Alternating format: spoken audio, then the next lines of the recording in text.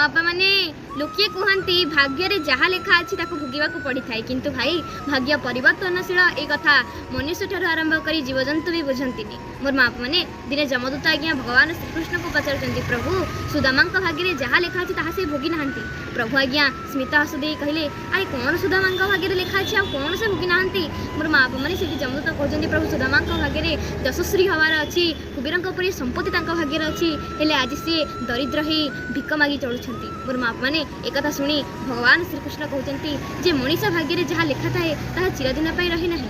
तेणुक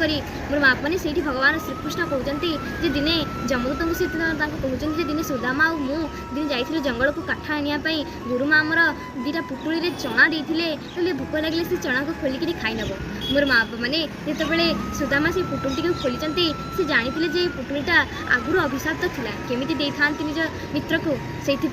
निज मित्र को तो दरिद्र हबार से देखिपार न था यह अभिशाप्त था से पुटुड़ी जी से चना को खाइब सारा जीवन पर दरिद्र हो तेणुक से दिन से चुपचाप क्या किसी न कही से चना गुड़ा को खाई देते तेणुक मोर माँ मैंने कथार ना यदि देलावाला परमात्मा दरिद्र हो जाती से भक्त मान कौन बा दिखती ठीक से आज्ञा मो भाग्य में किसी अलग लिखाई आ मो सहित किसी अलग घटुची मु आज मो बापांकर ऑपरेशन पाई आपण मानक ठार साहाय्य लुड़ुची आपण मानक हाथ पकाउची मो भाग्य में भी घर जमी बाड़ी संपत्ति सबू अच्छी हेले मु भी आज दरिद्र हो सुदामा परी भिक मागी चलुची आपण मानक सोशल मीडिया रे हाथ पकाउची मो बापांकर ऑपरेशन पाई तेणुक